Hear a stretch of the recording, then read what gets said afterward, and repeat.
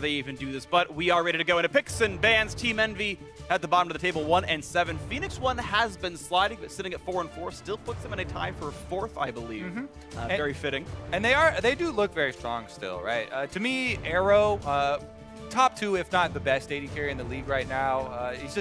He's so at home with the Jhin Varus meta. Very accurate with his skill shots, and he's had a very high damage per minute as well for AD carries, which is definitely huge for them. Ryu as well has worked really nicely here in the North American LCS and had a very nice transition. But yeah, we'll see if they can turn around here. So far, bans coming out, slight changes as Graves rises tremendously in priority. I've been talking a lot with a couple of the LCS junglers. To me, he's risen up there to tier 1, just a #1 pick. I think so. A lot of people still really like the Rengar, you know, even after taking out the W. But definitely deserving of taking that spot in the ban phase. We actually are going to find both of them on the ban phase here, but all the lethality AD carries are still available. And if you've been listening to any competitive League of Legends in any region, you know that lethality is the name of the game right now. Exactly. We'll see multiple Edge of Nights probably on both sides, and right now, yep, a couple more locked in. Kha'Zix, more significant nerfs than the Rengar in my opinion. Pretty big damage nerfs. Large win rate hit that he did take. And when you're playing the champion, you really do feel that difference. Yeah, absolutely. In a I can't talk. In a late game full build, you're losing about 10% damage per Q. Then obviously the cooldown difference is pretty meaningful as well. Locked alongside that, Kha'Zix, that will be, of course, Media's playing it. He's locking in the top laner for Zig, which is a Maokai, so hasn't changed much Phoenix1-wise. His champions all kind of making sense as far as picking them early on. Yeah. The other thing, though, I want to touch back on the Kha'Zix, because specifically Kha'Zix was one of the ones that Medios mentioned to me when I was doing the alt stream a couple weeks ago that he had not been keeping up with as far as the new meta. And he was like, yeah, I'm playing a bunch of Warwick and Vi, and it's having a lot of fun on stream, but we're like, yeah, Kha'Zix is a new hotness. You need to evolve your W early on, and we'll see how he does perform with this champion, because that's one of those damage-oriented assassin champions. Funny to say assassin, because a lot of the builds also involve like Black Cleaver and Hex Drinkers and stuff. So those are getting changed a bit bruiser, but that's true. He should be going full lethality here. I mean, back when Kha'Zix was a jungler in Medios' time, it was bruiser. It was when R gave damage reduction and you rushed Hex Drinker every game. So that's kind of fun to see. He has played the champ better before. This Elite's been coming out more frequently as a soft counterpick to Kha'Zix's Spiderling's Break Isolation, and lets you duel a little bit better. I'm not saying you smash the matchup, but I've seen a lot of Elites in the Kha'Zix. Super soft, yeah, for me.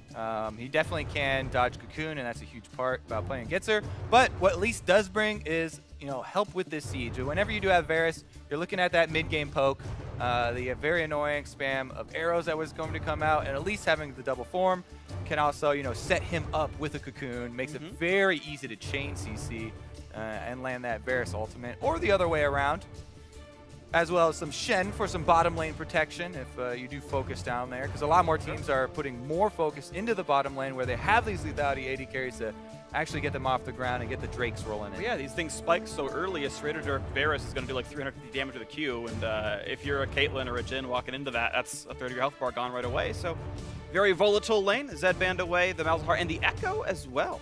Yeah, a couple of split bans here. I do like the flex bans coming from Phoenix1, taking out the multi options here, but really overall the team's very standard so far in the drafts. All the roles have been matched.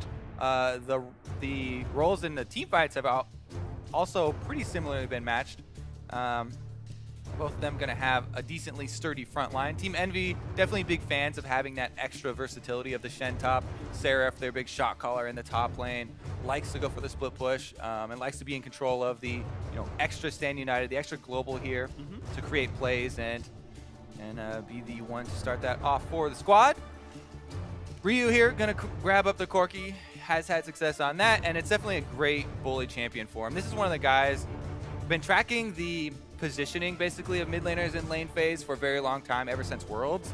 Yeah. And Ryu is one of the most forward-facing and forward-playing mid laners before 15 minutes. Huge amount of time spent across the halfway point of the map because he has been, he's aggressive in trades, he's aggressive in early on contesting CS, and Corki is one of the great champions for that. Absolutely, that's going to be the pickup for him. And now we wait as Hako once again reprises his role on Zyra. I know last week we had the stat where never won without the champion, and since they lost more games, that's still true. But you know, worth noting that they banned away the pocket Nami from Adrian. The Zyra still being picked up, but that is one of the champions who received nerfs. Of course, she's not been picked nearly as high priority the Zyra, but still clearly worthy of picking as far as Envy is concerned. And they're going to round out the lineup with Azir. Has been seen as a counterpick to Corki and will show up again here doing that. Also setting up some decent siege here. We mentioned a little bit with just the Varus and Elise showing, but when you add in the Zyra for counter engage as well as Azir and the wall of soldiers, quite a decent amount of disengage here for Team Envy if they can get to the point, which they have been, you know, towards that 30-minute mark. And we'll see if they can actually execute in the team fights, because Maokai, no matter how many disengage tools you have, he's very difficult to keep out of your team and usually finds a way in. And we'll see if he can get in onto this lineup, because yes, the sieging and the poke is very, very powerful. A couple of single target skill shots for CC from Team Envy, and maybe Azir can knock them all away if they do get in. But yeah, it seems like it's about Jhin setting up and Maokai and Kha'Zix following through then, as everyone's rotated the champions, the swaps have gone through, and everyone's in their proper roles. Yes, sir. The last pick there was that Misfortune counterpick for Zyra. Everybody's super familiar with now. Yeah. The extra speed and killing plants off, but also you do have to worry about getting snared up by the Jhin W's. The Misfortune, whether it's support or AD carry, the level 6 ultimate can really take you down. Hurts a whole lot, so things to be aware of for sure. Adrian bringing out the Misfortune here into this one alongside Arrow in the bot lane, and as the time ticks down, the coaches shake hands and walk off the stage for the first of up to 3 times here today.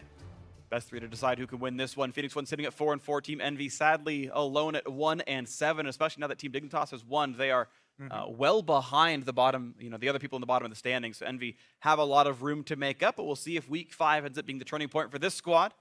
We know the players can be good enough. It's just about the team actually playing well enough to get the match wins. Yes, and we shall see how well Meteos does with Phoenix1 here in the debut. Setting us up for their later match as well. Against Team Envy, though, Seraph and crew desperately want to turn their season around. They desperately want to get another win on the board for themselves. All right, and the gates are opened, and here come the champions onto the Rift. Phoenix1 in the red, matching their home colors. Envy in blue, also the same, so that's kind of convenient. And we'll see how Meteos subbing in for Phoenix1 in the jungle can make this work out well. Now, Meteos plays his game. It won't be seen really in the early game impact. In fact, Phoenix1 more often killed for first blood than they've gotten it so far this season, so they're not expecting really insane early ganks in the absence of Inori, but we'll see how it turns on later on. That being said, if we do see it, I'm a huge fan of Kha'Zix plus Maokai combo.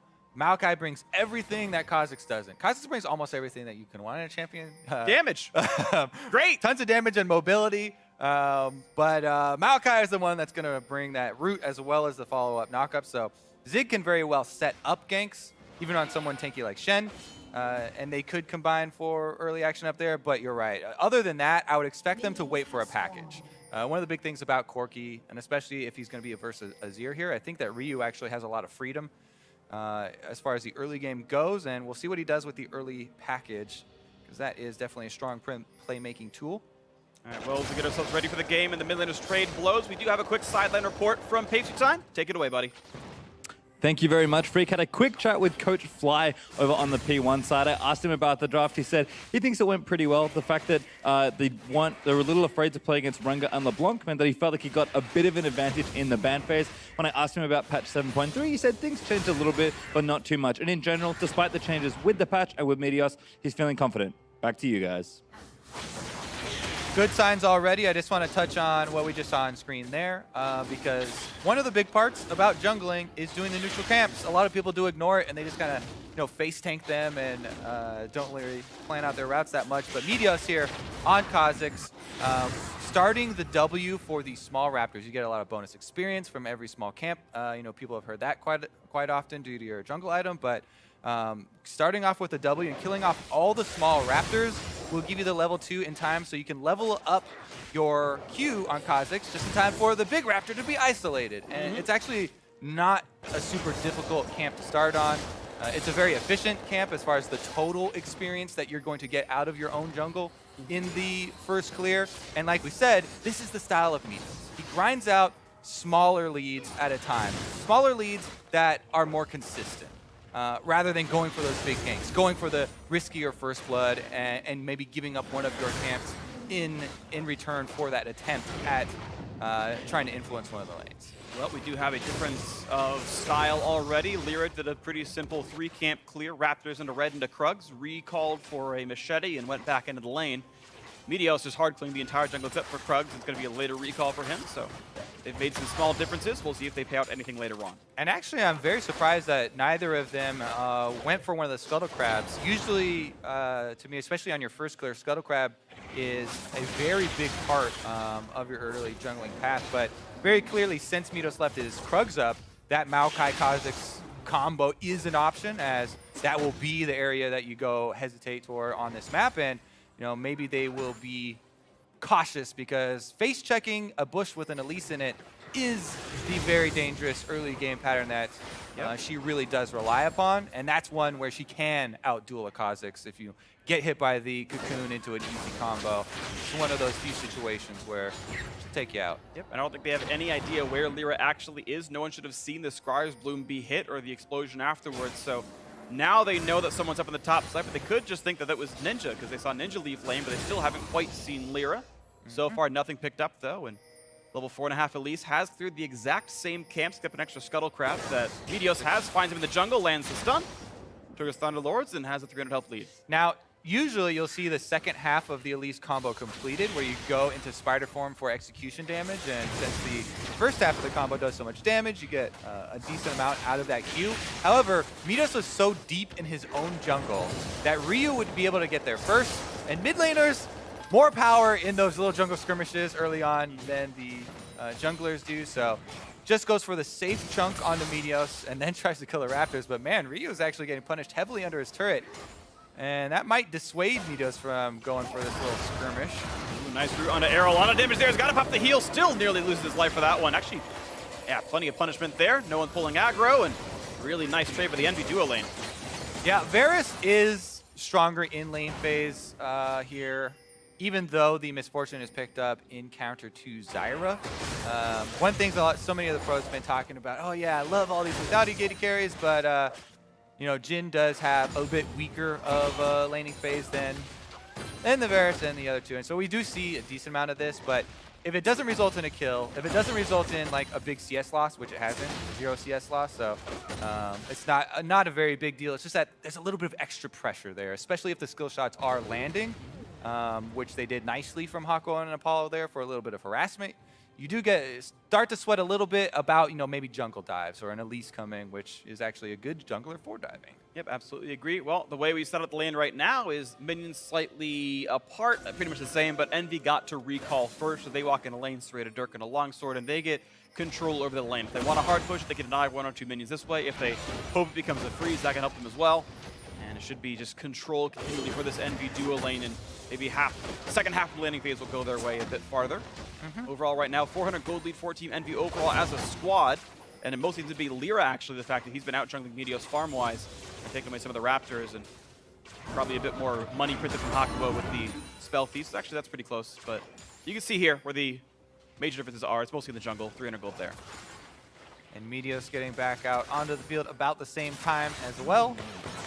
So Lyra should be able to hold on to that very slightly. The biggest difference now is that the Shen with the Stand United is ready, and both top laners use their teleports to get back to lane already. So if there is a play, you know, cross-map play, Envy do have the advantage on the bottom or even mid-side of the map.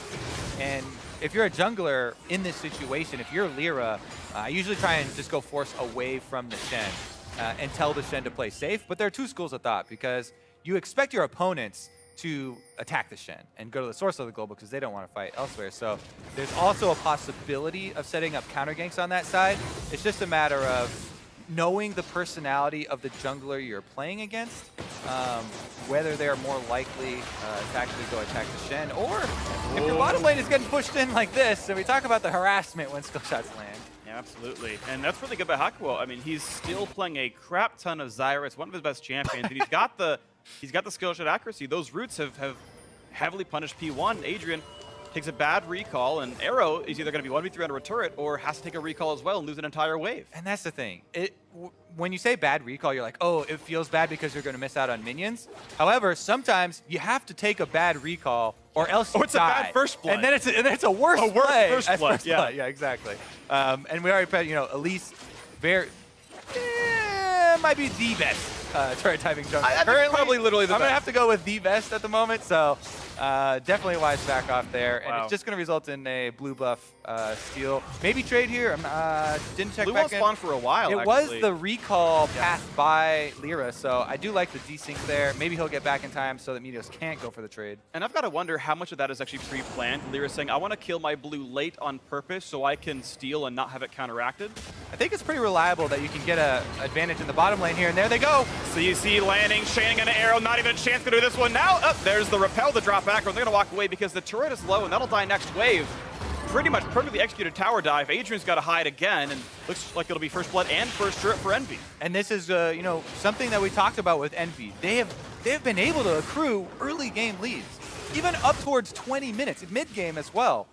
It's just that later on they lose focus. Right now, they're hyper-focused though, and I love how Lyra sticking to the game plan, sticking to their comp. The pushing bottom lane, they're landing skill shots, so it's a weak and easy turret dive for them to go with. Plus they have the Shen, basically carte blanche, right? You can do whatever you want on the bottom side. If stuff goes wrong, Ninja will show up. The Ninja, not necessarily the mid laner, but they do get the first turret plus the kills. First goal, first blood, first turret, everything here on the bottom side. So really good start for Team Envy.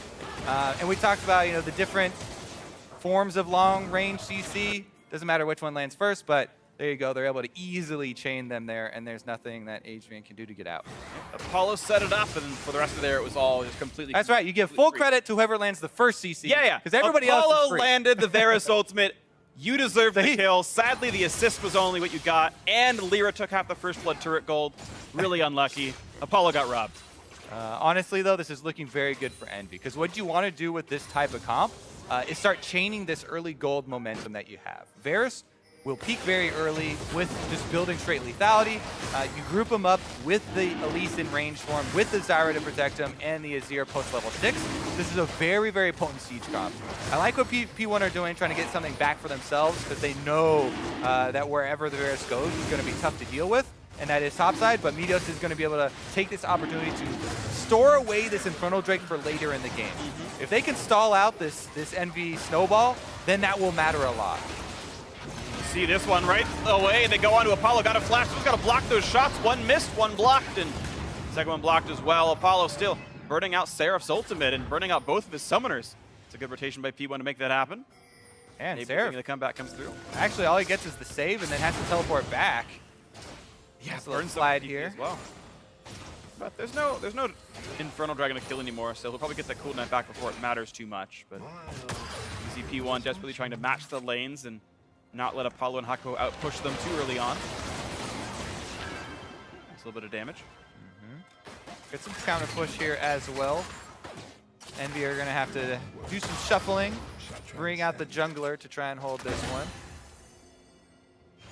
Maokai now does have the teleport advantage, but because Seraph used his so early to try and get this lane shoving, it would definitely cost P1 if they really wanted to get a counterplay going on the other side. TP advantage, something you have to worry about, absolutely. We know the Maokai can be insanely tanky with Courage the Colossus, and no one's really got the damage to kill him this early on. A bit of a more defensive opening for Ninja with the Negatron Cloak, so he'll take a while to scale up. Yeah, I mean, Ninja with a defensive opening, but Zig with a very offensive opening on Maokai. Second of the triple rings here. Yep. Meteos get snared up! Oh, the knockup's there, but he's able to flash and leap away. Takes the exhaust as well, and not the worst trade of summoners. Yeah, I mean, there are wards deep in here on the Raptor camp, and they haven't been able to clear these out. I'd expect a control ward purchase here from Meteos immediately as a reaction. He does get one. He tried. But that's something as well, that no longer can you rely on Raptor camp smites for clearing out that brush. You'll see most teams get a lot of early control wards in there just to protect against things like that after you know you've been invaded on the red quadrant. Currently, though, Envy still have a lot of deep vision. Almost all of Meteos' camps are warded up. They even have one on the Wolves as well. Ninja gets a huge chunk. And he's got no ult, so Ryu. Ooh! Oh! Corrupting potion! Flash R, dodge the Cocoon just barely. Lyra still on the hunt. Not going to find anything to repel to and not go for it, but Ninja very nearly going down. Yeah, Ryu, super aggressive move there. He's lucky that Lyra missed that Cocoon in his flash over. Yeah. I think, yeah, Lyra definitely needs to hit that because that would be a super big aid in snowballing, as Envy already had this gold lead, and that would, you know, taking down Ryu from the mid lane would really get the ball rolling once again so they can pick it back up. And we talk about getting the rest of these outer turrets for them. You know, they want to have that time to go reset, purchase, and then they can siege up and start their Varus arrow spam. Yep. Well, he's going to be trying it from the top lane right now. We're watching Meteos actually roam it to the top side as well. Phoenix1 still suffering this 2,000 gold deficit, but again, they have that earlier Infernal Drake to buffer that a little. But it is Envy taking their almost expected early game lead and seeing if they can turn that into much more. It's been a weak season for them so far, but Why are they not in the same bush?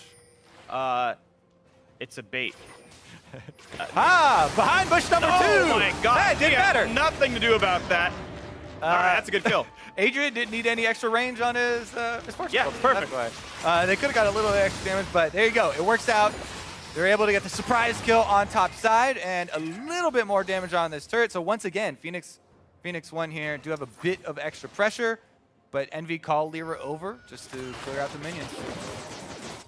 All right, let's see. Ryu going to run to the top side as well. And of course, this can be a 4v2. I like that usage of the Scryer's Bloom. Maybe could have aimed it towards the Gromp and had more information about Lyra, but Phoenix1, not really going for the dive of the turret, actually. Again, it would have been a 4v2, but they don't go for the pressure.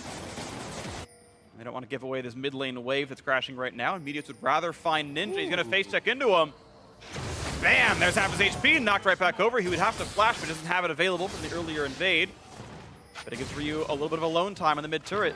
Super big chunk there, and that is actually going to give them the whole turret, I would think. Trying to, oh no, Ryu goes for the harassment instead. They don't focus the turret. He goes for harassment under turret range. You can't do that anymore while you're in the turret range with that preseason change, so they actually get pushed off of it. I think they should have been able to complete that objective, but that's really good for Team Envy to be able to reset around this. Seraph and Zig just friendly trades of tanks in the bottom side. Yep.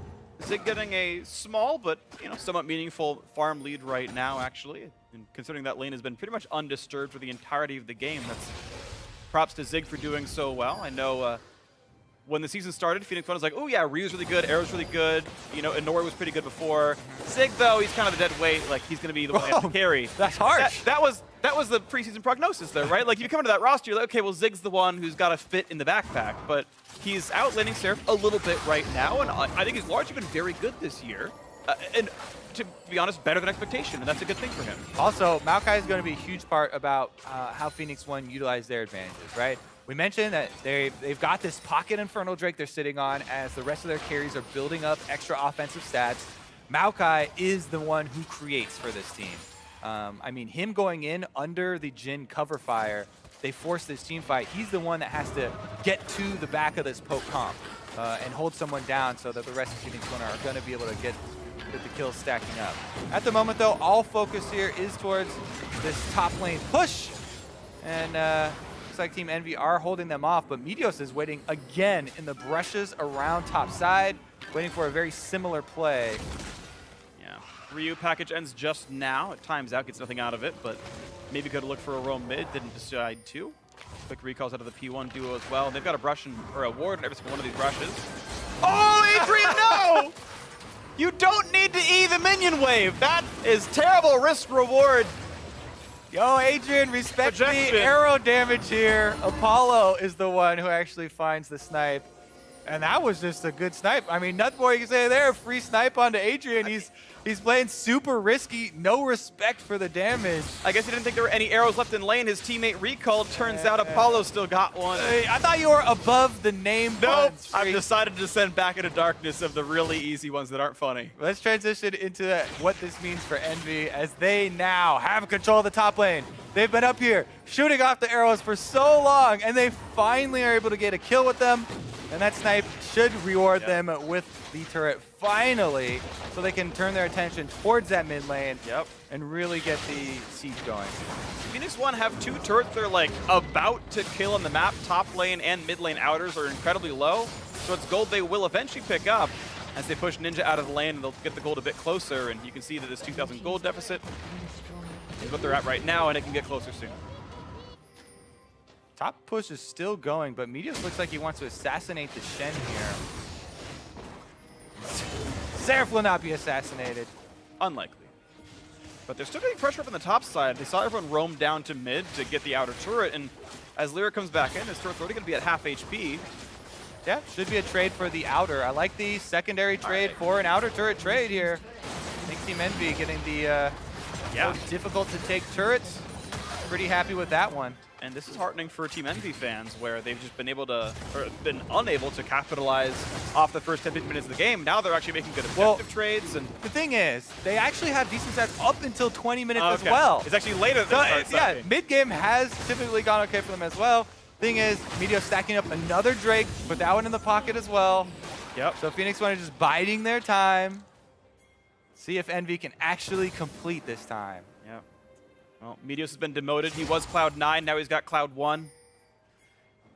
Picked it up for Phoenix, because Phoenix1. Okay, we're gonna move on. Ryu back in the middle. Ryu back in the mid lane, clearing up against Ninja. Really, these guys have been super low impact. To be honest, just just kind of farming back and forth, and we've had a couple of interesting rotations this game, and a couple of nice turret trades, but the fact that EnVy have really just forsaken bot lane entirely, right? They let Seraph lose his turret down there, they let 2 Drakes be taken away. I don't know if it's going to come back to bite them, because the rest of the map's been winning, and they're just kind of letting that part loose. The call for EnVy right now, for me, is to get this 4-1 split going. They want to group up with their fully functioning siege that's ready to go. Zyra and Azir disengage with the Elise and Varus poke. Should have decent pressure around a turret. Yes, you still have to worry about everything coming out from Phoenix1. With Ryu, rocket spam, if one of the rockets hits, that can set up a Jhin W. And you do have to kind of keep these things in mind and still watch your positioning. But I think the advantage still would be over to the NV4 group if they did group up like that. But Ryu has been just defending his mid turret, just not letting any control of the minion wave go over to Ninja at any point. So has not really been somewhere that Team EnVy can focus on. Maybe now finally, after they got bottom lane shoved out, looks like they are turning their attention there. Meteos headed up to take a look at Seraph this time around. It looked pretty decent. There's no turret easily to run to, and suddenly Seraph's on the wrong side of this one. Trying to run to his team here as Elise is coming up. Yeah, but the rest of P1 are coming in as well. They're not too far behind. Stun's going to land immediately. He turns invisible, I believe, just in time to buy a bit more. Now can he leap away? That's on cooldown. Still heals up, still running towards the brush. And they try to reveal him. He jumps away. He's going to stay alive a little bit longer, but Lyra finally turns him around. Now how's the trade kill going to go? Ryu dangerously injured. Zig chunked out of the front line. He only has a flash out also, and that is a team fight win so far for EnVy. As a parting shot comes through for Apollo. Oh! Arrow gets one back as well. Speaking of parting shots. I can do that too. Arrow, nice deadly flourish, able to equalize the kills. And this game still teetering here because Phoenix1 with the extra Drakes, actually feeling very good about the direction we're going. Look at this. So you're right, he does get the R activation just in time, but that just delayed it a little bit. Lyra still gets off the burst. This is the impressive part to me. The loop-de-loop runs the opposite way you expect him to go because he's trying to juke you. They do end up getting him anyway, but he bought a little bit of time, and it's enough time for Arrow to land a bunch of Jhin bullets onto Apollo, and then he follows it up here with the snipe. Barely. Hako does not, backtrack a little bit to try and walk in front of it. That's bodyguard. Kind of hard reaction, I guess, to have, but he could have probably saved Apollo there if he had done the stutter step. Yeah. Apollo was looking for it. He tried to run towards Hako. He's like, please, bro, take this one for me. I'll get you next time, I promise. But that's just every Zyre player in a nutshell, right? They just want to be the carry. He's like, if you're dead, I get the minions. Yeah. It's all about me now. My KDA looks better than yours. And that's just every mage support ever. Ryu wanted to knock down this top lane outer. Not much of a trade in from Ninja on the mid side, actually. And looks like, yes, Ryu will actually equalize the turret score. So keeping the game pretty close. 1,300 only the deficit. Phoenix1 have clawed back in, and then they still have those earlier Drakes. Root onto Lyra. Hawkpoke coming back in on this one, though. Zig pretty tanky. Now the chase on a Ninja. That's going to be a nice stun. Arrow landing a lot of those shots and gets one finally. The bullets come through. Now the re-engage on towards EnVyus. Rooted in place. Has nowhere to go. The CC lasts about 7 decades. But he does get out of that one. Standing Eye is available. Ryu's pressuring Seraph, but they're making the call to try and help that turret and not use the Stand United to take the numbers advantage. He could have gotten away. I think Ryu, especially with the Trinity Force, would have melted through the turret. Interesting to debate whether that call would be useful to actually go for that team fight. And if you think you can actually catch them if you Stand United in and trade that for a turret. But they make the call to save it, maybe for a later date where they don't have to give up a ton of turret pressure or something to a Trinity Force Corki that will probably take it down quickly. Yeah, they do have to react to this, and I want to see if Phoenix1 keeps playing the split push style. Ryu, as you mentioned the stats in the pregame, he's always very aggressive, always push past the mid line. I feel like I see Ryu split push more than almost any other mid laner as well. That guy is constantly looking for the individual advantages and the individual map pressure, and standing up to Corki is going to be hard. Again, he's a very good turret killer with that aforementioned Trinity Force. Hex Drinker makes him harder to kill by the Elise and the Azir that are most likely to square up against him at some point. And I feel like Ryu's in a very good place to take a lot of control over the mid game. Yeah, I'm a huge fan of early Hex Drinkers, especially when not only the mid laner and jungler are AP, but there is AP as well on Varus and Shen. Plus, you have a mage support, so tremendous amounts of magic damage he's facing. And the value of the shield early on Hex Drinker is actually just insane for the amount of gold it does cost. So definitely get a lot of bang for your buck on that early purchase. Speaking of bang for your buck, Ryu making me sad not getting Rapid Fire Cannon next. It's okay. I mean, it's also so good at killing turrets. Yeah. I really do think that, and there's some Corki players who do build that one after Triforce. I think over time people will learn that's the better build, but it also is decent when you're facing, one of these Envy comps that looks like they want to siege up and they have a lot of long range stuff. Anytime you get them extra long range on your Trinity Force one shot, like that's a huge chunk of life out of one of these squishy range members. Right, because you get the Triforce attack on it as well. Like it's just 600 damage from 800 range, and turns out it's pretty meaningful. But EnVyus promoting himself, looking for a second Cloud Drake here in this game. And honestly, it's been 3 straight games of EnVyus solo taking a Drake and no one even trying to stop him. And this feels like very strange.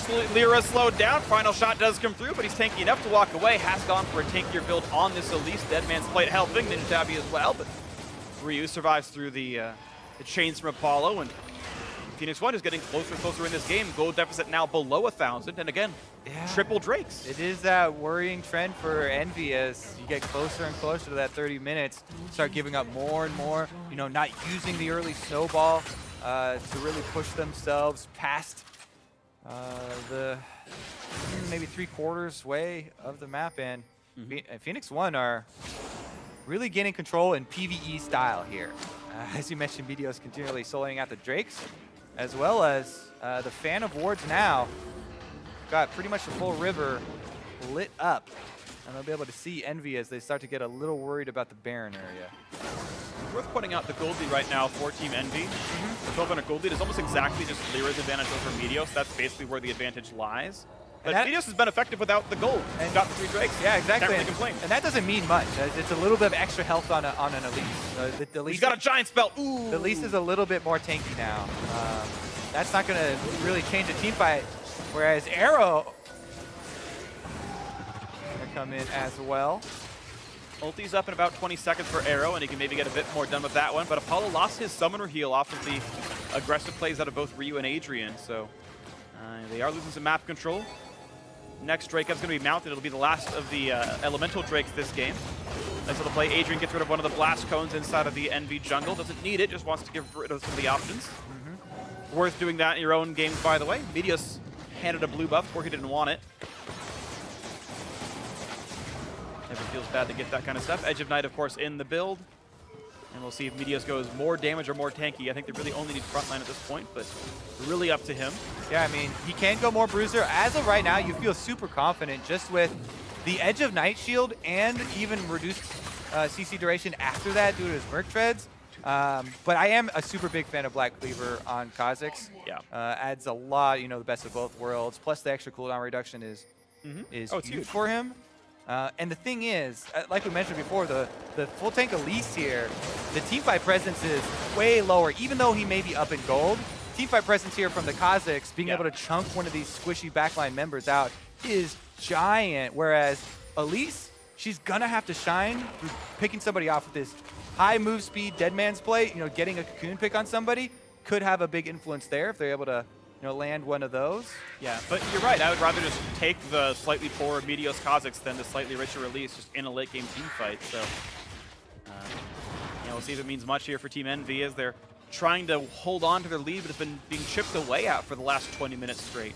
As well, Black Cleaver completed here on the support Misfortune, which is giant. Level 11 plus Black Cleaver. This is a great spike for Adrian. If he can position well enough to get a couple members in that Misfortune ultimate, that almost instantly shreds. The damage applications come through so quickly that that sets up your double lethality users to just go wild here in the Kha'Zix and Jhin. Well, I mean, percent armor shred scales positively with lethality. It makes the build even better than it already was in this kind of sense. And here they go, circling in a little bit. And look at that, Adrian kiting back and forth. Mid lane outer does go down, and Envy have got the pressure lead back. But, of course, traded up, and it's a better trade. Phoenix1 gets top lane tier 2 for mid lane outer. It's a better turret to kill, and, well, Phoenix1 getting more gold out of the trade. Gold now within 300 here. And it's unfortunate, the same story it always was, where Team Envy looked good for the first 20, and then, well, they never got any trait control, and they kept getting chipped away. Yep. Unlucky. The extra movement speed, along with the deep vision that Phoenix1 have, should be able to set him up. Nice juke away by Ninja. Takes 2 shots, gets out. Now here comes the push towards the front. Lyra takes a shield, is very durable. Will there be a team fight? Teleport coming in for Zig. Does he want it? Does he cancel? He's going to stay with the team. Wants to make sure they don't get re-engaged upon. The question is, where can the teams go from here? There's a new minion wave in the mid lane. Envy can walk up that one, and there's some decent poke on P1. Maybe they get some turret damage out of it, but they would rather play into the jungle. Yeah. And get to reset. They still have to be worried because, while, not only the gold has been equalizing for Phoenix1, but also the vision coverage. Oh. He's still dead to leap. Oh, he gets away for a little bit. We'll just get a crack. Fix that with a flash. There we go. Got him with a flash. All right, trade of summoners. Meteos gets a solo kill. His first kill of the game. His first kill on Phoenix1. Ooh, and now wants into Apollo as well, but rooted in the turret maybe a bit more than he wanted. Someone arrow comes in too late, and I don't think it would have meant anything anyway. 1 for 1, missing a jungler may be unfortunate, but they can press down the mid-constructed turret and look for a bit more. All right, Seraph does not have Stand United, but he does have Teleport. He's going to come in on the front lines and stop their losses at just an Azir turret going down. The 1 for 1 trade, not too bad for Team Envy. But as I was saying before that, the vision that Phoenix1, the vision advantage is more important to me than even the small gold difference that they've been catching up here, as that was one of the things that set up this play where Meteos had this brush control, was able to get off this surprise play until he went for a turret dive. And those types of things can add up, and these are the critiques that people have been having of the mid game of Team Envy and why they haven't been able to really snowball off of the early leads that in the games that they have gotten. We'll see if they can fix any of that in this game or in the ones in the future. Of course, no matter how this game goes, we will have at least one more, of course, best of 3s here. And at the end of the day, the match result matters. And if you take the learnings off your first game and you turn it around, then you're going to be fine. That said, still practically a tied game here. Of course, vision control still important. Phoenix1 going to go ahead and grab their 4th straight elemental Drake. And I don't even know if Envy have actually seen a Drake this game. It feels like they don't care about him. No, look at Baron here. This is super risky, though. 8,000 health Baron. There's no way you get through it. You have to turn. Not just yet, but they are trying to find the turn. The knockup on a Zig. Ulti just now going to get popped, but he's down to half HP. Can they get much more? Bullet time juked pretty well. They're still tanky as Zig gets a big shield, pops the ulti. Ninja at half. They're able to kite away. Even with Phoenix1 missing a lot of the big ults from Arrow and Adrian not getting a lot of damage out of either of those, they still stop the Baron. They're able to disengage in time. And it just goes to show how comfortable I think they're feeling right now as far as their team fight goes, because they didn't even really land any high impact abilities there. and are easily able to get this Mountain Drake without giving up any territory. All right, and now it's only going to be Elders, but at this point, Phoenix1 have the objective Drakes, though. Mountain plus Double Cloud, they can get to any objective and kill it pretty quickly. They definitely have a lot of control of this game. There's only 2 outer turrets left standing here. Secondary turrets for Team Envy. They don't have a whole bunch of defensive vision. And once this locket gets completed on Maokai that Zig is building, their team fight just goes insane. He's already incredibly tanky on the front line. He's going to be a level 18 locket activation, by the way, so the maximum shield out of that thing, which scales very nicely with the levels, and they're actually just going to use it to tank up the Baron and force a fight. They're forcing out the Shen. Shen's far away. He should have ulti available, so we'll see if the fight can actually start here and go well for Team Envy. Looking for this one. Burning it! And a Baron! And it's going to be picked up by Meteos. He lands the smite. Lear didn't hit it in time. How about the kills? Well, Meteos has gone down. 1 for 0 Envy. Looking for Zig in the front line, does have flash, not going to pop it yet, wants to bait him through, jumps in, and the re-engage comes through, but he just died. 2 for 1, 3 for 1 so far. Zig's got to run, Arrow, the other one alive here, and that's a team fight victory for Envy. They've got to make something work off of this Baron take, though. Yeah, I mean, I thought Phoenix1 were going to fully disengage after that and just sacrifice Meteos and give him up there, but they stick around, give over a couple extra kills. Ryu goes into the pit to trade lives with the Azir, and Adrian gets sniped as well, so even though Baron going over and Meteos lands the panic smite right there, I believe it was the smite, maybe Q also was able to aid him in it, but even with landing that, Team Envy are pretty happy about getting a couple kills. It's still definitely an advantage for Phoenix1, but it could have been bigger. This could be scary, repels into the air, and suddenly Arrow can no longer tank a bunch of Zyra plants, so I guess a trade of ultimates, not the worst thing in the world. But really, Envy, off of the 3-1 team fight, only get a couple of minions and a reset. Yeah, let's take another look, because we've talked to Meteos for years, and he absolutely hates going for smites like this, where the enemy team's half inside the Baron pit. You have to, panic smite it, like, expect a lot of damage. He does not like going for those, so I don't know what the comms were like in this Phoenix1 little Baron here, but they also, after even winning that smite fights, yeah, go in for the trade there inside the Baron pit and kind of opt in that one. Regardless, they still have Baron buffs left on 2 members, so they can use this to push. Still, I would say an advantage for them if they're able to get decent usage out of this Baron buff and push up, but not the ideal scenario they were hoping for when they started that play. Meteos at the moment getting a little bit behind the squad here too, as he's flanking on the Kha'Zix. Does have GA for himself as well. Lyra's tanky though. He's not going to be a great target. Stoics go into on Apollo. Actually lands the roof, but there's no follow-up just yet. He's going to be able to stay out of range. Meteos walks back as well, and Ninja is good enough at zoning the team away. And I kind of want to know how this back half of the game plays out. Phoenix1, of course, still with 2 Baron buffs, could get some pressure in, but I feel like Envy finally getting a team fight win for the first time in a while maybe resets them a bit, and they can start playing the map properly again. We'll see Elder Dragon up in 2 minutes. Baron should time up before then. About a minute difference. Azir turret number 2 is die, but that doesn't really mean too much. See, Phoenix1 can siege mid-tier 2, but sieging against Azir very difficult. His reach is great, and nothing much to be gained here. Yeah, Phoenix1 can regroup after this, get the minion wave shoving again. Maokai does have teleport. He's ready to team fight over and over and over. That's all Zig really wants at this moment, so keep your eyes out for these deeper wards from Phoenix1. There's a couple in the jungle right now. As they're trying to control the waves, there are 2 sides where Zig could teleport to flank in from. And if he comes in from the backside, Meteos is also trying to find his way into these brushes. Even though they have the Zyra and the Azir that we talked about for counter engage, if the Maokai's coming from one angle, the rest of the squad's from the other, it makes it really difficult. So you can't really allow yourself to get pinched with this kind of squishy backline, and that's what Phoenix1 are looking to do. And we'll see if they can pinch that squishy backline after all. Seraph, of course, will need to play the split push game himself. Titanic Hydra and a Sunfire Cape, about as good as that's going to get for minion killing, and has once again grown his minion lead over Zig, so that's flipped a bit. Still want to see if Drop Portal comes through. I think it's great on Shen. We'll see if he does it. But maybe Envy can split push the way to victory if those engagements ever do come through. Right now, Phoenix1 just sharing amongst their 3 marksmen all the farm in the mid lane. Let Cleaver into, interestingly, Edge of Night, not Executioner's Calling coming out from Adrian.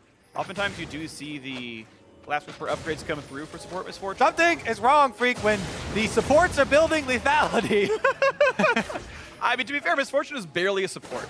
Like, Like, she's a conventional marksman who happens fair. to build a Sightstone. This is a fair point, but oh, Ryu gets caught! They got the pick they want!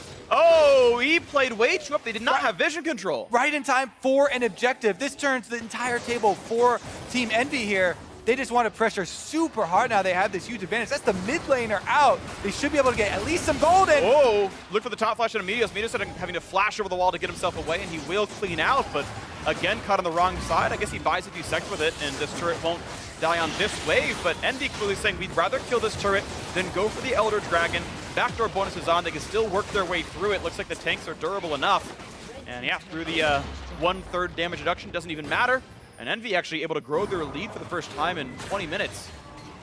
And they should be able to set up some wards, some very important wards here around the Elder Dragon, because even though they didn't rush for it, 15 seconds here on Ryu, if there's not a package in base, they can still try and force a 5v4. I don't think there is a package. I think it's going to be a slow road in. They get the exhaust and an arrow. Here's a shuttle to try to catch him out. The flash to follow. Seraph is not quite in range. He's going to knock back Zik, keep him out of the fight for now. Adrian runs fastly to the left-hand side, and they stop the Elder Dragon. I feel like Adrian got lucky that they didn't turn here when the Seraph used his ultimate on the front line with Ninja. They didn't turn around and try to cut off Adrian. Instead, they tried to chase down Arrow. They did get a bunch of summoners out, though. Arrow and Adrian, both flashes, plus the heal down. So Team Envy, huge swing off of that early pick on the earlier pick on Ryu in the mid lane. Yeah, that was 2 to 4 in summoners, I'm pretty sure. Pretty big there. Some were down from earlier. Now you can see maybe the re-engage towards Elder. Of course, it means much more for Phoenix1. Not only do they kill it faster, but the buff is better for them as well. So you've got a weird lopsided I believe, engage. didn't they take out the killing it faster part for... Well, they kill it faster because of an Mount they're just Drake. stronger. Yeah. Okay, you're right. Yeah, so it is, in a general sense, that's easy to kill, but P1 has a Mountain and Infernal to help kill the kind. True enough. But yeah, it's going to be, what, 2.5 times as powerful? All right, well, they also have another option of 40 seconds, diverting vision control over to Baron. With another viable site. That Scuttle Crab, also pretty important. See if anyone heads over, because it's pretty free to take at the moment. See if they can get it. P1 still kind of waiting around, and now package going to be 45 seconds remaining, so they probably can get that during the next team fight. Looks like Phoenix1 happy to play as... It's interesting. P1, I think, would be okay to trade Elder Dragon for Baron Nashor, and it would be reasonable for them because it's a 4-stack Elder, and that's decent. That said, if they feel like they have pressure, maybe they want to get both. It is interesting, because ideal scenario, of course, you want to get both, but how much does Envy getting a Baron buff in trade, if theoretically they were able to trade it for the Elder Dragon, it does help out a lot with siege defense, considering they also have so much wave clear with all this long-range poke and Baron minions. The question then becomes to me, do Phoenix1 want to make the call to go for a turret dive if they were able to secure an Elder Dragon? Is that extra damage enough for them to say, hey, Zig, you're the tankiest that a Maokai can be almost. You're almost an incredibly full build here. Yep.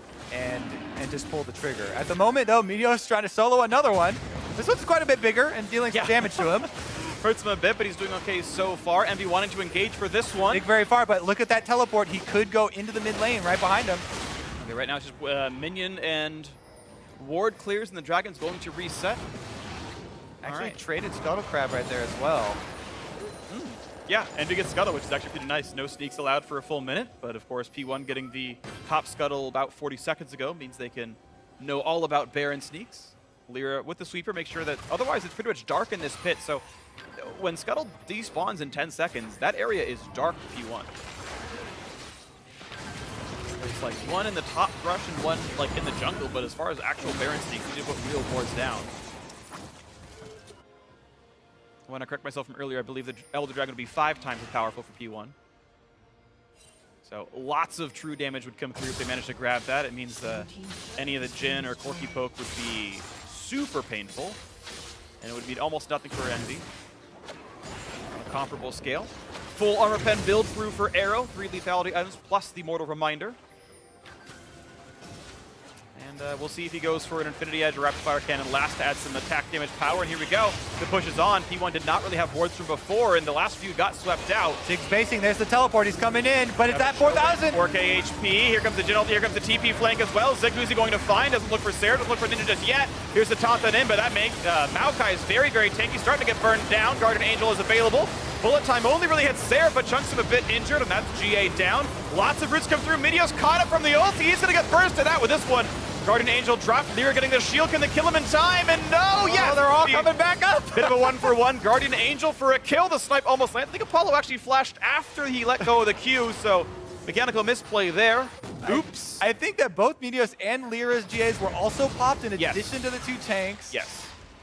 So we got a bunch of those out of the way. Seraph doesn't even have one, so we just never got Teleport that back here for Seraph, though. They're going to continue to force it. Can Meteos go for a steal? And it's a 5v4, and Seraph could actually turn into a fight if he wanted to. Misses the taunt onto Arrow, gets a slow. They're looking to have to get off the kill onto Jin. Exhaust on to buy some time. Turning one around, but that's going to be Baron Nashor at 2k HP. Oh! They can't quite get it, though. This time secured by Lyra, but Envy now have all the tools they need to really push this game open. 4v3 on the map plus a Baron. Huge wave top. Phoenix1 should... Oh, and he Arrow got another one! Arrow trying desperately to keep his team in the game. Next thing that they should rush to is clear out that big minion wave on top. They don't want to let Envy go buff up that wave with Baron buffs, because that would be a huge push for them. The problem is that drives you away from the Elder Dragon, which is also an area that Team Envy want to set up for Vision, because that might be the next site of the fight here. But here's the miss for Seraph.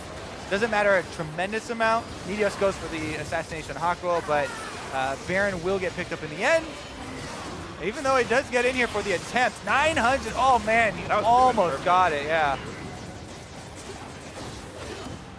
Well, Lyra seemed to combine his damage pretty cleanly. There wasn't a lot of time to land that smite in between the bursts, so.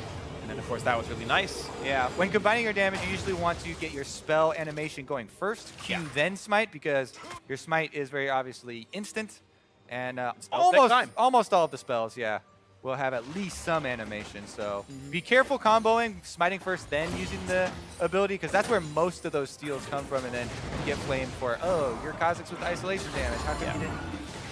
It's really interesting to kind of think about on a very micro level. We'll talk about that afterwards because there's a fight for Elder Dragon coming up. Here we go. 5,000 gold apart. Baron buff on 3 of Team Envy. So let's quickly review the problem that Phoenix1 had in their last team fight, though. It was Zig teleporting in and going in, but no damage near them. So Team Envy got a good second of pure DPS on Zig, which even though Maokai in stand-up 1v1 with Shen is a bit more tanky, there's no DPS on the Shen. So they got a huge lead as far as tank health went. And so when they're racing through the Guardian Angels and the 2 health bars of the different tanks, there was a very big early lead where Envy got DPS time onto Zig with no return DPS. A lot of that was due to Hakuo zoning with the Zyra, and maybe a bit too much respect from Phoenix1 in that respect, but either way, that was the desync in that team fight, and Phoenix1 need to be in there at the same time if they want the next one to go a different way. Let's see what comes in next on this one. Seraph happy to tank Raucus. Doesn't even take a damage for this. And it's Envy sieging with the Baron buff. How much can they grab? They don't want to fight for Elder Dragon. It's a desynced objective. Instead, it's mid lane inhibitor turret to take some damage. Apollo has a red buff, applies the debuff. Now comes the re-engage. Lyra taking a lot from the bullet time. You can see fair bit coming out of the Misfortune. Ryu chunked out to 1/3 though. And out go the tanks. Meteos knows better than to really dive into this one and won't find much more, but that is a reprieve gain for Phoenix1. Yeah, so this time around, Phoenix1 were able to gain the health advantage on tanks, but Apollo sniping the backline took out a lot of the confidence of Ryu, taking some health down, as well as Meteos. So taking a lot of the threat out, and here they go. Looking for the play. It's going to be actually pretty outplayed by P1. They get away from most of the knockbacks, but now Zig locked up at the front line. Too much damage coming through. Azir does 1.5 million, and Seraph somehow gets killed on his lane opponent. Seraph to hold on the front line, and Phoenix1 can't get anything done. The front line too beefy. And Ninja really putting through a lot of the damage in the team fights here. Full build Azir, able to get in there for the play as well. And he's got the confidence of the Zonias plus the extra health. So Envy patching up some of their late game stuff. Back-to-back team fight victories. Another objective for themselves. They still haven't gotten inside the inhibitor turrets, but this is looking so much better than almost all of the late games of most of their games so far this split. Yeah. They're still on course. And I gotta say, it's heartening to see we're here in week 5. We're at the halfway point of the split, and teams starting to turn their seasons around when they looked bad before. You can see really nice mechanics to dodge away from the CC there, but at a certain point, you can still kill Sig. Yeah, good, twisted advance to dodge the Azir wall, but then he doesn't immediately flash, doesn't respect Seraph, doesn't think Seraph's going to land this taunt on him. So you can't taunt, or you can't flash after the taunt because all the damage is done and he dies anyway, and now he doesn't have flash as well. If you make that play, you twist advance and you avoid it, you need to get out of there immediately, use your flash early to gain that distance, and that's what cost him his death there. Plus now he doesn't have that extra tool for engagements. No flash on the Maokai. Yep, that's a mistake.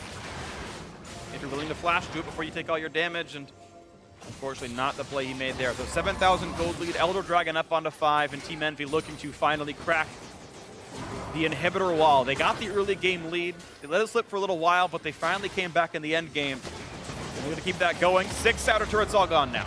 Yeah, and that game plan we keep talking about with the siege for this squad is what they're finally returning to here. And they're able to finally push this up to the inhibitor turrets. This mid inhibitor turret is so low. They just want to get in there and touch it. But here comes the all in for Phoenix1. Looking to get some kills off Exhaust onto Lyra, the 2 tanks. One rooted up now as well by Zig, and they finally got through the Guardian Angel for the 2nd time now. Ninja is in the mix though, does plenty of damage, and no one can quite get back on a Lyra. Maybe it's going to be the curtain call for it. They almost failed to block, but they're going to get the rest of the shots out of the way, and actually misses 2 of the shots anyway, so not too bad. Ryu forced to cut away from the Hakuho Stranglethorns, actually. Buys a bit more time, and look at this, EnVy right away going back into the bot side of the map. Deadly Flourish buys a little bit. They see Hakuho on the side. Zig, does he want in? Answer is no. And a quick TP for the flank. Seraph has rejoined the fight though, full HP on the Shen. And Meteos, even though he has a Guardian Angel, is not in a spot to really dive into the team, so it's an inhibitor turret take, and a decent enough battle for Team EnVy yet again. Slowly but surely, they're chipping away. Problem is that Phoenix1 do have the power to win one of these team fights, and we're getting late enough in the game where one of the team fights is exactly what matters. You can run it all the way back down.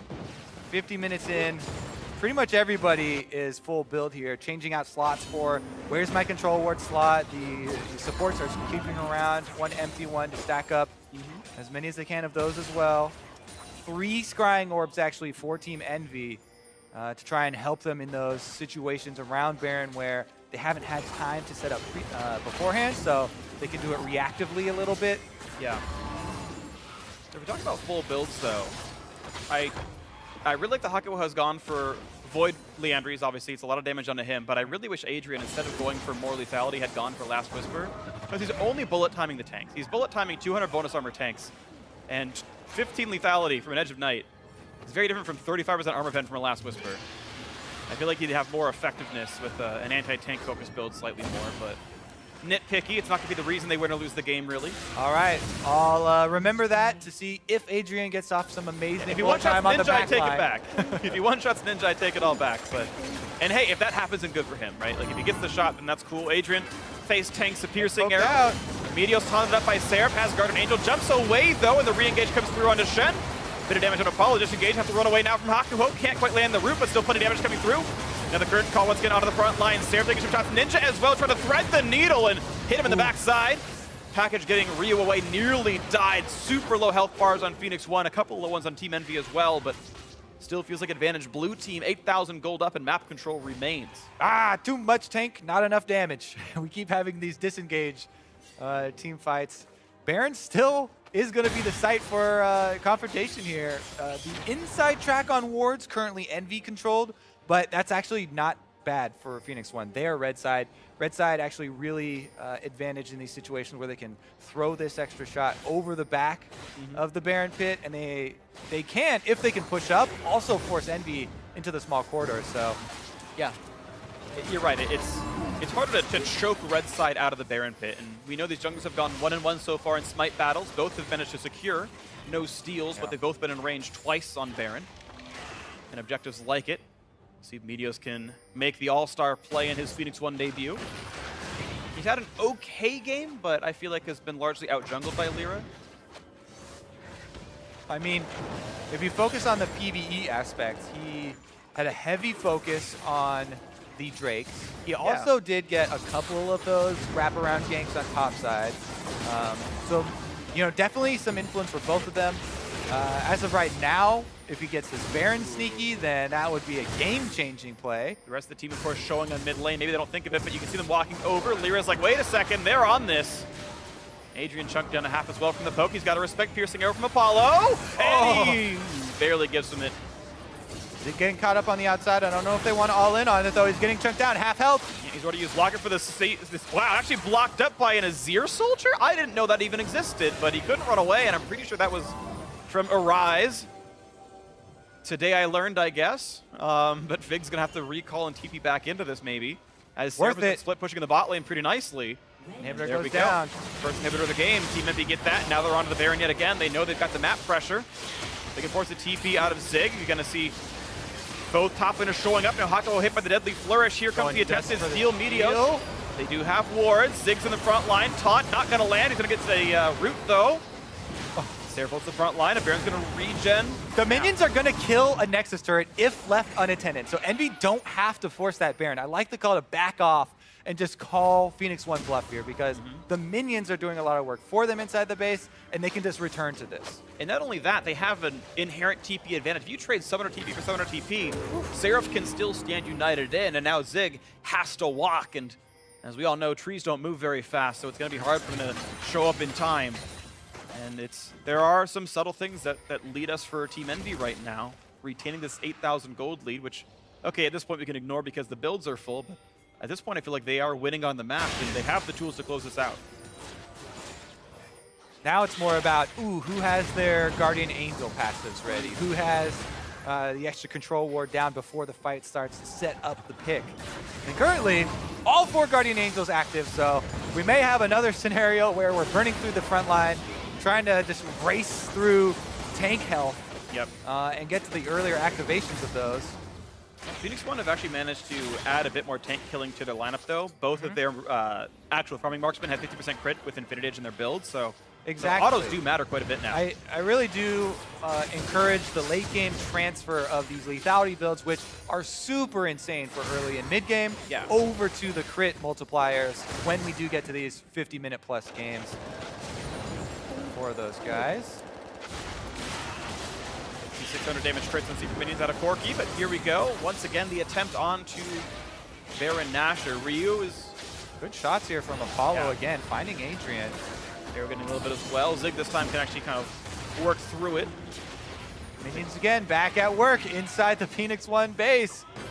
Yeah, Ryu kind of has to go back and forth and try to take those things out. Mid lane, outer turret version 3 taken down this time. And once again, onto the Baron. They're just Envy inviting Phoenix1 to misplay here, looking for the opportunities to poke, looking for the damage output. Maybe this time it happens. 4,000 health on the Baron. They've got to go for the steal pretty soon. Looking in. Oh, rejected! Meteos actually gets the return trip thanks to Ninja, and the first kill comes through anyway. This could be the fight they want. The crit. 1,900 damage from Arrow. Takes down Akuho. Meteos taking it up. He's going to be fine. Guardian Angel popped off as Seraph, and this could be the fight that Phoenix1 needed. They rise from the ashes. Are you kidding me with that? I want to see that replay. No. They're going to chase out Apollo here, and this is probably going to be a push-in to end the game, but I got to see that replay again because my gosh. Ninja got the Azir wall, rejecting Meteos, but I think he got close enough to land the smite. And grab the Baron buff for them. So makes his way back onto the LCS stage. There you go. Made the game-winning play. This is going to be all she wrote. I feel like the respawn timer's 30 seconds long. It might be enough for P1 to close it out in the 57th minute. 11-11 in kills, still down 3K in gold, but I don't think Lyra can 1v5 this one. This is going to be GG. Looks in for Meteos, not going to matter.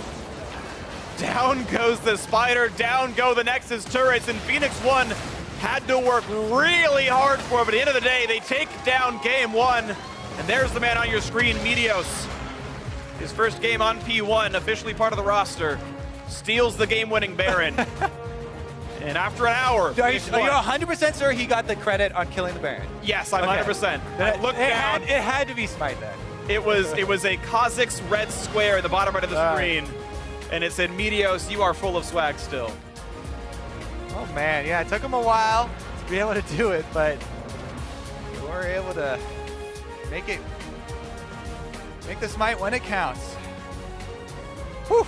Yeah. And that's just game one, folks. So both teams have to regroup after that game and come back to game number 2, because Envy, what they're going to want to talk about is pushing that early snowball, right?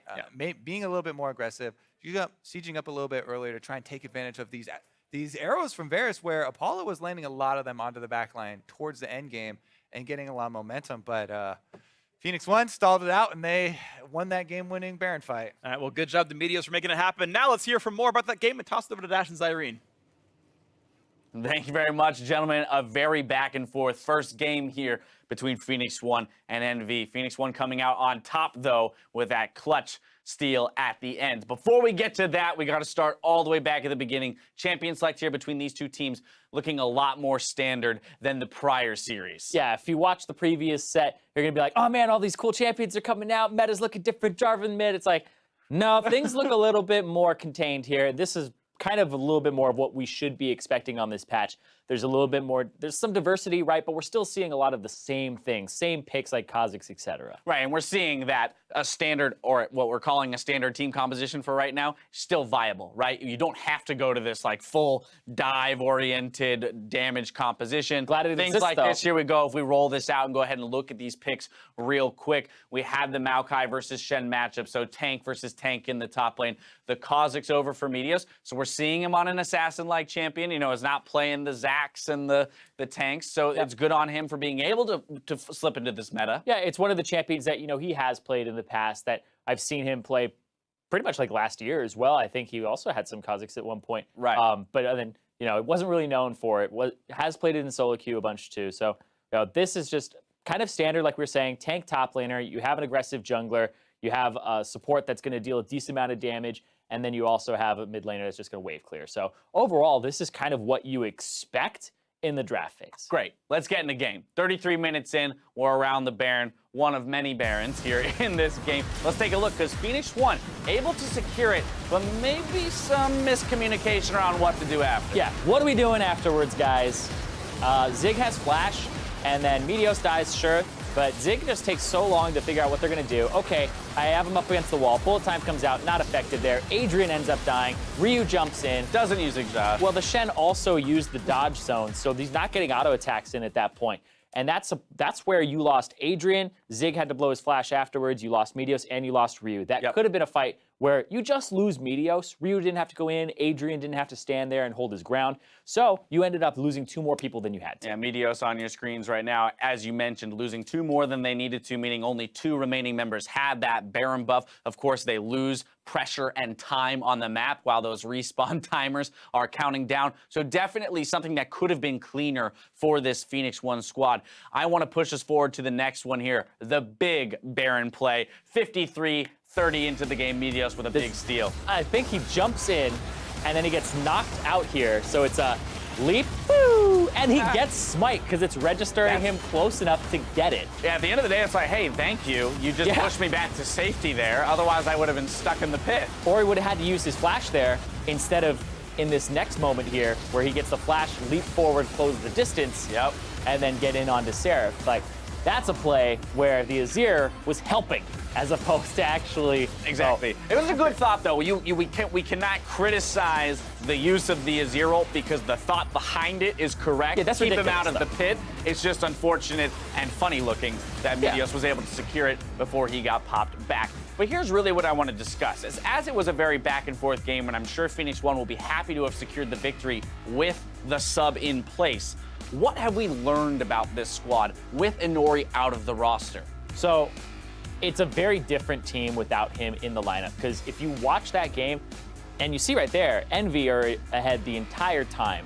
Even up until the end, it's still Phoenix1 playing from behind. And Inori, he's the guy who's going to be aggressive. He's making the plays. He's pulling the trigger on things to get them back in the game or have it snowball the other way. This is one of Phoenix1's longest games ever, if not the longest, if I can recall. But still, that's because they don't have that proactive guy. Meteos, though, to his credit, excellent Drake control with the team. Baron secured, and, you know, he came up big for him. Yeah, in a goal disadvantage for the entire game, as you mentioned, secured all 4 Drakes. So that's really big, and then clutch play at the end. Now let's flip the table here and look at Envy once again. This is a match that you're walking into saying, hey, this is one of our better opportunities to win. I know they're an upper echelon team, but with a sub in, with very little practice, this is a team we should be able to dismantle. You had total control of the game, as you've had in multiple occasions before this with early leads, and yet it slips through your hands once again. Where does it come together for this Envy squad? Man, I don't know where it comes together, to be completely honest. They look really scattered. They have all the advantages you'd ever want to be able to work with. First turret, they're getting a lot of kills early on, and then it just slows down, and they allow the other team to play their game. And Envy aren't even like controlling objectives, right? They're not getting Drakes. They're trading 2 turrets for 2 turrets and a Drake going over, and they make that trade a couple of times. There's a point where it's like 1,000 gold up for Envy, but Phoenix1 are actually really winning the game with all the Drakes that they have. Yeah. So I feel like Envy need to keep doing what they're doing, control objectives more, but also just know how to pull the trigger in a different way, because they're relying too much on Seraph for these engages, and then nobody's doing anything without him. I will say I did appreciate Lyra's early game in particular. The invading into Meteos' jungle, kind of keeping him on his toes, built a nice CS advantage. But again, if you're building these CS advantages and not actually using them to distribute more advantages to the lanes and push forward, it's kind of all for naught. What's the point? Exactly. It's all kind of, it does come down to a moot point, but I would like to see Lyra continue to be aggressive, and then it's just up to the team to find a way to bring those advantages to a closer. Player of the game this time around, going to Arrow here. Let's talk about this guy. He's kind of flown under the radar to a degree because he's not like a crazy playmaker, but this guy is solid. I mean, the guy is a former OGN champion, right? Like, this guy is a very solid player. And that's the thing, is he's flown under the radar because he's had these incredible playmakers like Inori on his team. Ryu will sometimes steal the spotlight, but he's never losing them the game. Arrow is never the reason they lose a game. In fact, he's one of the big reasons they were able to stay in it, because there would be a trade, and then he'd make it a little bit better with a W, Deadly Flourish, or pick somebody off. So definitely well-deserved there. In a game they were losing the whole time, only a single death. Yeah, P1 with the comeback here. After our break, we'll see if Envy can tie this one up against Phoenix1. Don't go anywhere, because Game 2 comes back when we return.